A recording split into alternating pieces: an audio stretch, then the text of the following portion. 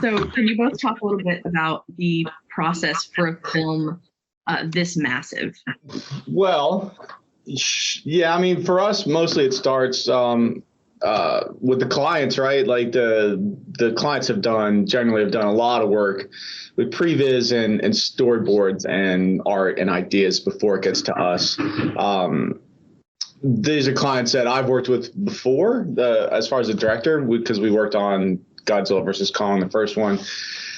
So it's really nice because there's a relationship there, and there's some trust that they know that we can help them with some of the creative heavy lifting, that they don't have to turn over things to us that are like done to the nth degree. They can be vague in places. They're like, we have an idea for a cool moment here, but what do you guys, what are your guys' ideas for that? So like, it's nice because this movie, it's like with that trust with a client, you kind of know there's a nice back and forth. You're not just getting told what to do, and you're not just hands, as I like to say. And then it's just, behind me, like I'm the face with the client, but behind me, there's Ludo and there's CG Soups and Comp and all the animators, and then like all the hundreds of people who worked on this that are bringing their own kind of creative ideas to it. And not everybody, it's not a democracy, but like a lot of that creativity, which is one of the great things about working here, like filters up through and you get little ideas that end up in the movie, and it's pretty awesome. It's amazing. I was going to ask how closely with Adam did you have to like work to make sure that this came to fruition the way that you envisioned it? So like, what's the process like for your team relaying with that team? Well, mostly we would call Alessandro Ongaro, who is the client side visual effects supervisor, and he's kind of that firewall between the director, because there's so many demands on a director's time, even in post, that we don't really talk to Adam too much. He actually was really lovely because he actually made time to talk to us a couple times, which is honestly, for a movie like this, is very unusual. Just because, like I said, there are so many demands on his time. But he's a genuinely good dude, Adam. So we did talk to him a couple of times, but mostly dealing with the client supervisor. So with this process, you created a lot of these characters from scratch. And we'll dive into like those characters more in a minute. But I do want to hear about the process of aging up Kong, because he really does feel like the main character in this one. So how did that process go about? The first thing we got was some concept art from the clients where they had done a bit of a draw over and made him he's got a little spare tire around the stomach. He had a big long beard and a lot more gray hair. Honestly, with a big long beard, I think they were just trying to make him look like Adam, the director, who's, I don't know if you've never met him. He's a really big dude. He's like 6'6". He's really tall, and he's got this really grizzly mountain man beard. And we're like, oh, we're trying to make Kong look like the director. But so then there's a little back and forth. So we started trying to help implement that, and the beard got a little shorter, and they didn't make him look quite so old. They didn't, there's a fine line there between, making him feel like time has passed between the last movie and making him feel like an old man. So mostly it was a little bit longer in the beard, a little bit more of the gray in the hair. So with Kong in particular, his facial expressions are so distinct in this movie, and all of them are, honestly, and I feel like a lot of the emotional weight of this movie relies on that. So can you talk a bit about the facial expression like capture process and like making sure that those emotions come out the way that you want them to look? Ludo. Yeah, well, that was a very big challenge for this, because they are not talking. It's a silent movie, and the whole things we wanted to do is to make sure that the emotion beats were clear, and it has to go with the body language first. The whole structure of the sequences was very clear by the client. It has been done very nicely, as Kevin said. They had a strong storyboard, and good previs which has been done. So each shot has a story, and we just started from there to make sure that facials were here to just add, to bring something in addition, but the body had to be the first language. And when we were into facial land, we started to think about like a distinction to have for each of the characters, so they have different way to act with the face. And one of the things which is very key for Kong is a brute force, very central when he's doing things. There is no asymmetry in his face. There is no motion in the mouth. He's not very giving some gimmick. He's a solitary dude. He doesn't have to make people laugh. So it's very crude in the way he's react. And the way to do that was just mainly to work with the brows. The brows is the main thing that he's using for expression. So yeah, we go up, down. So we didn't want to go cartoony, but the brows are and the eyes, the lids and all the expression of the upper face is the key things on Kong. There is nothing really on the lower part. It's quite stoic. Pretty different to the other characters. I like that you point out the brows, because there is a moment, I know he's not funny a lot of the film, but there is a moment with right before Godzilla comes in and they both dive into the portal, that moment of panic on Kong's face is just fantastic. I think this was done by Scanline, no? The pyramid things. Yeah, you're talking about where he's like, no, wait. Yeah. Yeah, I think that was Scanline.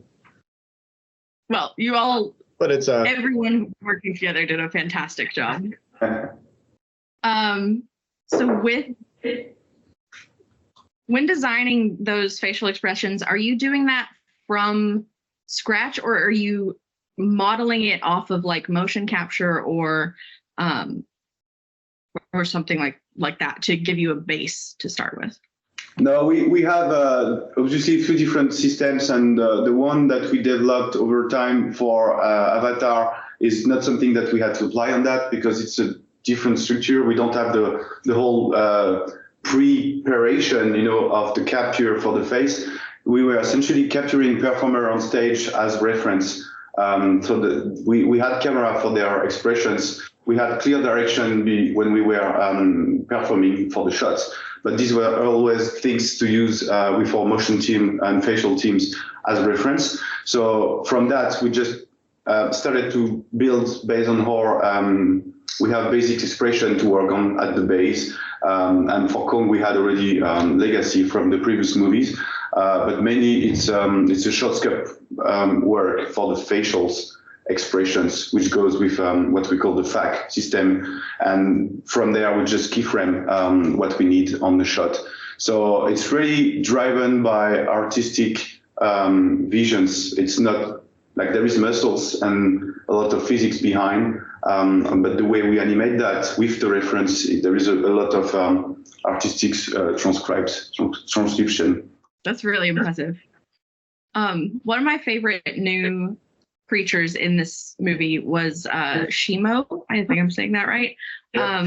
She's just like stunningly gorgeous. I love that character. Can you talk about that design and animating the like shimmer and the colors and everything that went into that? That was really I'm glad you said that, because that's my favorite. That's one of the things I'm most proud of, because that was very difficult when the clients first turned over the art for that, and they had actually done a digital maquette, so they had a pretty good idea of what they wanted the shape to be. And generally with something like that, the first thing we have to do is do a first pass at redoing it so that the creature can work biomechanically, because when you're doing just pure design work, you're like, oh, it'd be cool if they did this, and then you can't put a skeleton in that creature and make it move because it biomechanically just doesn't work. The shoulder is intersecting the head because it's too narrow, whatever the reasons are. So we took their model, remodeled it, and did a basic rig in it so that Ludo and his team could start doing motion tests. But as far as the exterior, it was really difficult for us because our render, we have our own render. It's called Manuka. and it's what you would call a physically based render. So we try to model in the render exactly what happens in real life, as to the best of our ability. And the problem with that is you can't cheat. Like you can't, there are no shortcuts anymore. So the more physically based you get, the less you can just like, well, I want this thing to be red no matter what. And it doesn't, it doesn't work like it. So she's like this really pearly, iridescent, complicated surface. And it took, with our physically based render, it took a long time, a lot of iterations to get that right. And the shader, the look dev department and I spent quite a long time trying to get that kind of just right so that it moved correctly. As far as like not her moving her arms and legs, but like as she turned through a light or moved through a scene, the iridescent highlights rolled across in an interesting but not gaudy way. Mm-hmm. And then on top of that, with all the crystals, which were quite complicated to get that look right. And then she's got a glow, and then there's the frost breath.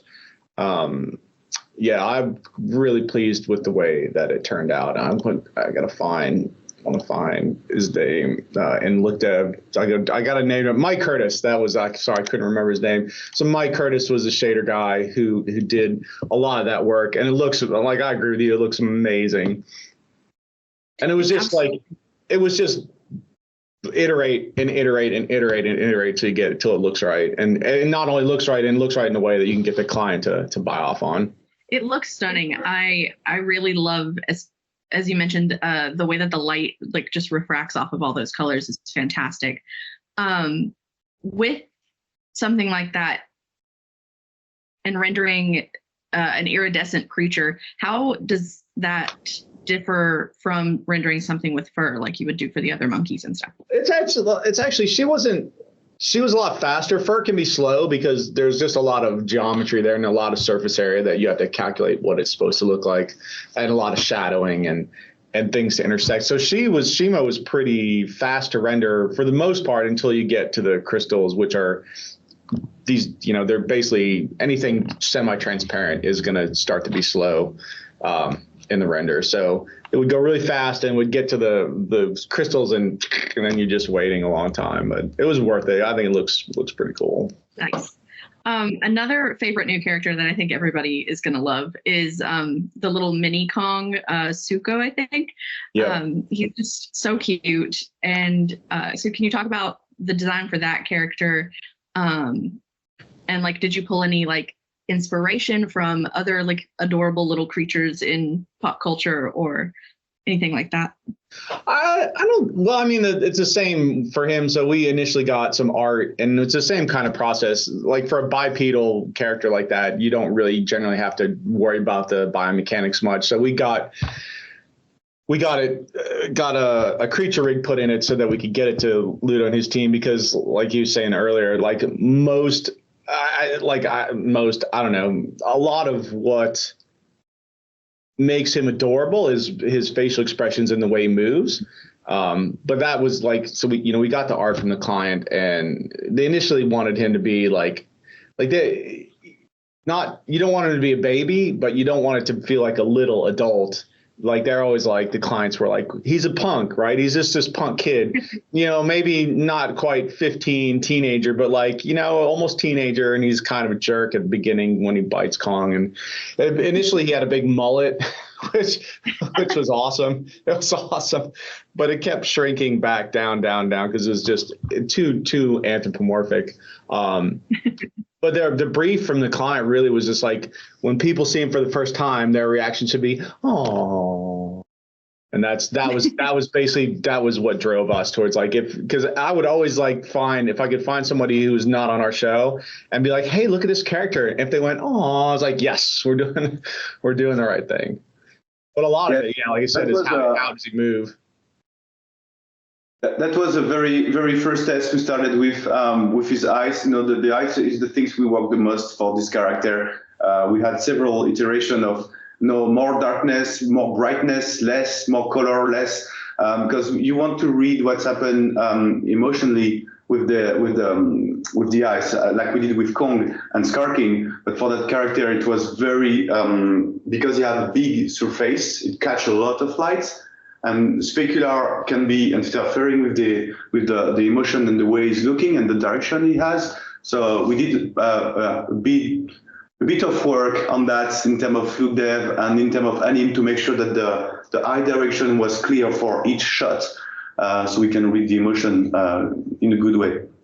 And then we had a bit of work, same way in a shot sculpt, so it doesn't look too old. You know, monkeys and gorillas have some very big wrinkles around the eyes.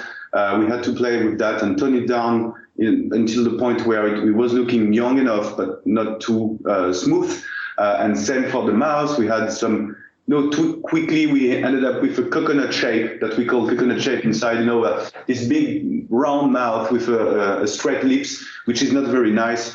So we started to break it up, and same things, on the shape we had for the facial. So it could be a little bit more expressive, but not too, not too much. They are big titans, so we don't want to go too cartoony or too extreme motion into his face. But it's definitely the character which has the most range in terms of motion compared to Skar King and Kong. With that one, did you work on the that initial fight sequence when Kong first meets that character? Yep, that was where he bites him on the finger, and he takes Suko and hits him around. the other. yeah. I was wondering about the process of like swinging another character with that character, because that was very impressive. That was a idea that the client supervisor had, Alessandro Angaro.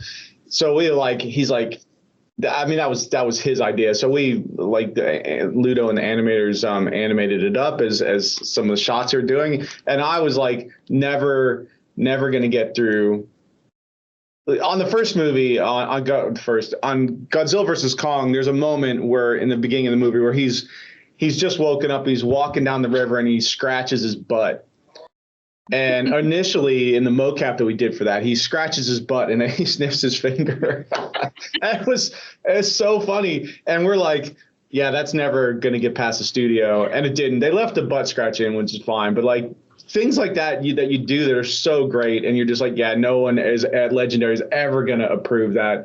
And we were the same on this. It was like, that's never going to get approved, that you can't hit with the other character. Like he's like, but like it made it through. Everyone loved it, and everyone, because in the test screenings that was like the biggest laugh in the whole movie consistently. So they left it in. It was awesome. So it's so unexpected. The way we. So sorry, in motion, the way we tackled that was always in the mind of making it like Suko has to get out of this scene without too much, blood or whatever. It has to feel like alive and still pretty well in shape. So that's the way we just tackled that first pass, to make sure that at least where we are giving the joke of that, because everyone as animators wanted to work on that. The clear thing was like, okay, but don't go too hard at the end. You need to get back in shape because we don't want to kill the guy. Yeah, it's just here for the joke. Yeah, we added, they basically said, you can keep that, you can leave that beat in if you add a shot where you like, here's that shot afterwards where Suko lifts up his head and like kind of shakes his head and you can see that he's fine. And that, like, that's how it got left in. The studio was like, we have to see right away that he's not, fucking dead. Because it's fucking, yeah.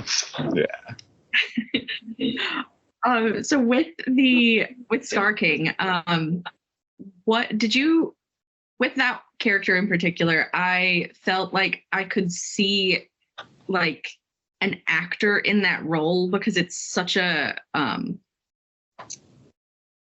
it's got so much like menace and gravitas and like intention to it, more than like just instinct for the other characters.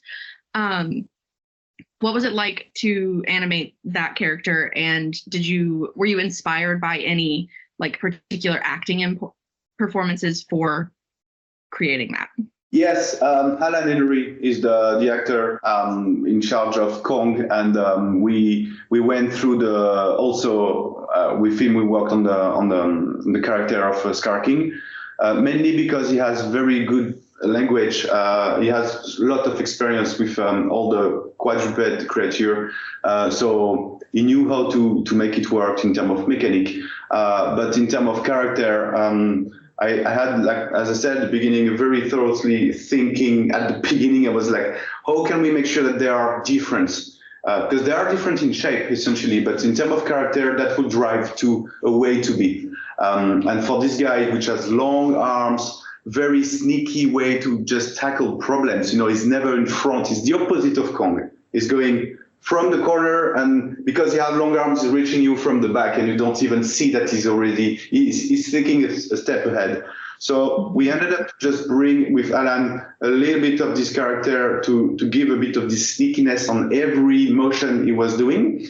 And then on the top of that, because he had long arms, we wanted to use that as a tool to show that it's the main agility weapon that he has. That thing is scary. So when he's getting out of the cave, he's using the arms and scratching the ground. Because they are so heavy, he don't even look at the weight of them. He's just walk with them slanging down. So he looks like a gun star, I would say. That's the way we started to bring, you know, when you take the whip, it's just taking the whip down like that. It's not very going with like a basic pose like a normal people will do, you know, if you take the remote like that. He's doing like this, you know, it's not very, it's looking more like, I think gangsta is probably the first words we had in mind to tackle that is the Godfather, you know, the one that everyone listens. And that makes him very different to Kong, and that started to give a very significant look for him. There's so much attitude in every movement that he makes, and it comes through really, really clearly. So a lot of this movie takes place in Hollow Earth, which is obviously not a real place. So how did you guys go about creating the environments and making sure that they look like they're part of Earth, but not necessarily like making them look otherworldly as well?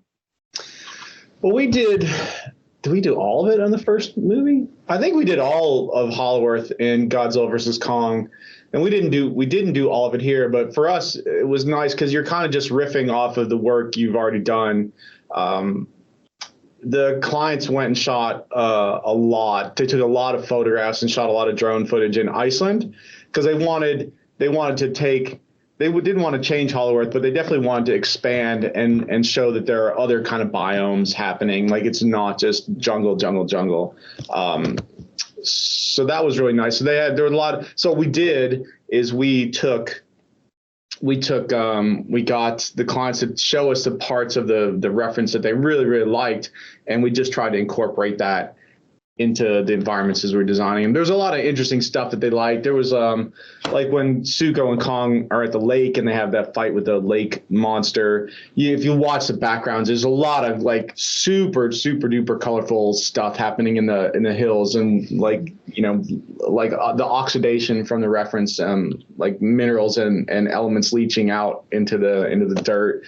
It was nice to go a little bit wider because creatively, like the scene where, you know, Kong's hitting the other apes with Suko, it was nice because we played that very Hollow Earth like, right? It's very jungly, but we played it really misty and mysterious, which is cool. Yeah. But and you know, honestly, the easiest thing to make it feel like Hollow Earth is put more land up in the ceiling, is like, and then once you do that, you can kind of get away with just about anything. With that lake environment that you mentioned, I noticed in the brief that you guys were able to use some of the water technology from Avatar. Yeah. Can you talk a bit about that tech and like how you applied it in this movie? Yeah, they really figured out. I mean, Avatar spent a decade working on like water stuff. So for us, it was really just kind of taking the state of the art for how we do water simulations internally at Wētā and doing it that way. The hard thing for the effects artist was that like Kong is so big that I'll even wind that back further. So one of the initial briefs from the client for this movie from Adam was that when we're in Hollow Earth, because all of our work, there's like basically no humans in any of our work. Our work was just the monsters in the monster world. And the client brief was when we're in there, we don't want to worry about the scale so much. Like, you don't have to slow everything down, because you can't have an exciting fight when everyone is moving so slow to try to sell the weight and the size of them. When we're in Hollow Earth, we'll bring the camera up to the monsters and let them act like, we'll keep it exciting. We just want to put the viewer into that world and not worry so much about that scale. So you get like a 300-foot tall ape moving really fast. And he doesn't necessarily maybe look like he's visually moving so fast, because he's doing bipedal things at the rate you would expect a person to do them. So it feels natural in that sense.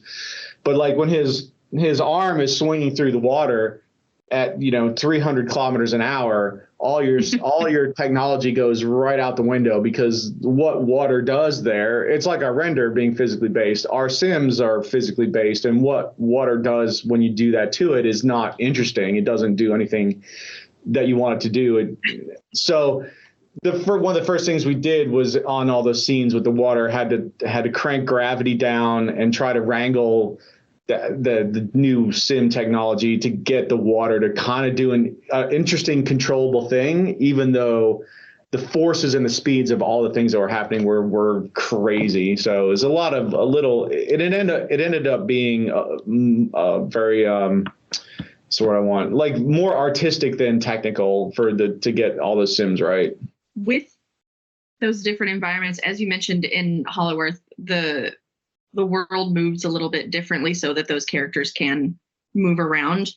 I think that it said you guys worked on the like zero grav fight. So I feel like that's a very complicated process with, well, we can't take our mocap actors up in our zero gravity plane or out in outer space, so it becomes more of a capture what you can, and you have to rely on the skill of the animators after that to get that feel. Because that's also another case where even if you're doing that fight with humans, what would happen in zero G is not necessarily what you want to happen in the movie, because it's maybe not as interesting or controllable. So pardon me, we relied on Lud on his team to kind of bridge that. Looks interesting, still feels like zero G. It maybe isn't like exactly how it would go, but still is cool and controllable, and the client likes it. And like Ludo could probably talk more about that. Well, I think the main thing was to just make sure that we had like a good rhythm going on for the story of this sequence. We didn't have that much work done in previs like we did for the other sequences, so we had to previs pretty much everything based on motion. We have to think about the choreography of all of that into this environment, which is quite confined. It doesn't look like it, but it's quite short in terms of height with the ceiling and the ground. Plus, we have a lot of rotation, rocks all around to fill these gaps. So we had a lot of assets to play with for the construction of it. But then we just started to break down, shot by shot with the actors to find like the best way to tell each story when we had chance with motion capture. But mostly it has been worked after in keyframe just to help with this continuity pass.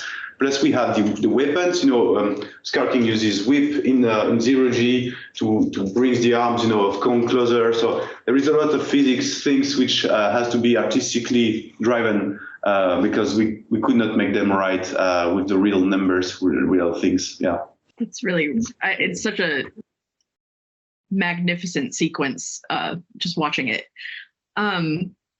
with a movie this massive, you guys did over 400 shots with like so many different sets and so many different like little tiny details.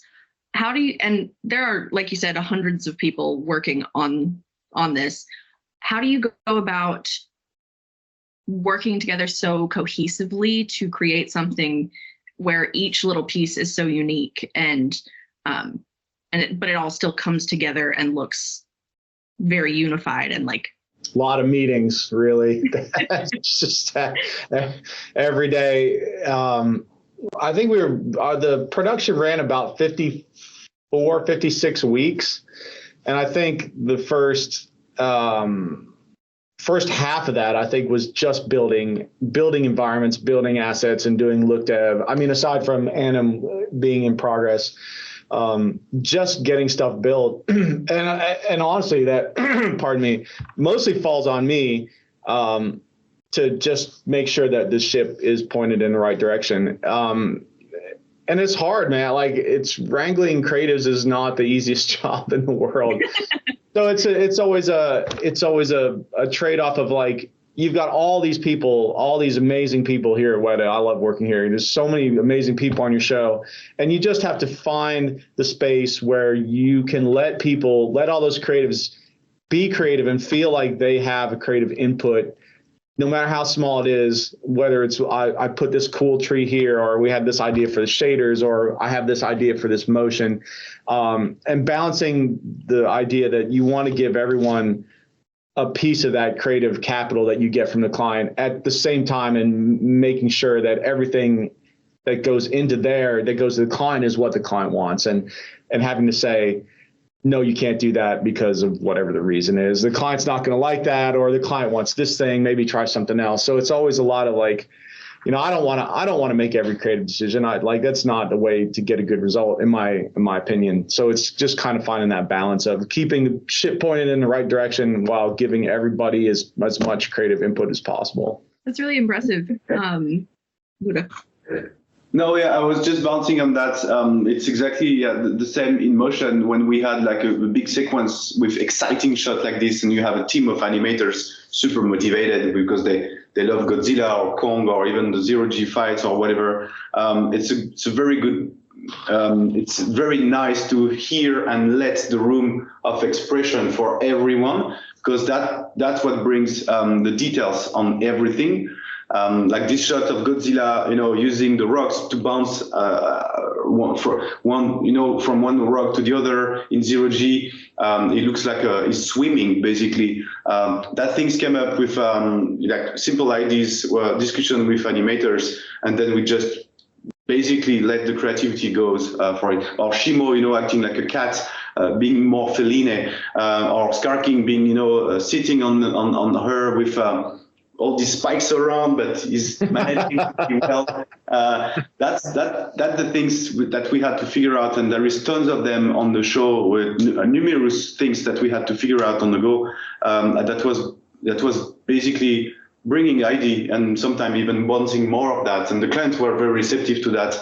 So the whole relationship between clients and us and the team at Wētā was really much about having fun, making it right, and proposing things. And I think the whole, like, I had experience, and you do, on several shows, but on that one, the whole energy was great, like super great. Everyone was super into it and had fun. That's awesome. It's such a tremendous amount of work, and like the fact that you guys can create something like this in just, like you said, I think a year is incredible. Yeah, well, that's the thing. Like you said, we did, I think, 417 shots. We only had 9 plates turned over, and all those plates were really just so that we could put a big fancy environment outside, like a window of the heave. So we basically did all, like, the 32 minutes of full CG, and it's so much work. And with that much work, there's so much room for you to let people be creative, as opposed to, like, you know, just filming a plate and we made a monster and we're putting a monster in a real world environment. Like, it's so limited there as far as how much the team can add to the creativity of that project. And like on this thing, it's like, please just make something up, because there's so much going on that you need everybody to be as creative as possible. That is fantastic. And I am so glad you guys had such a fulfilling experience with this movie, and I can't wait for more people to go see it in theaters. Me too.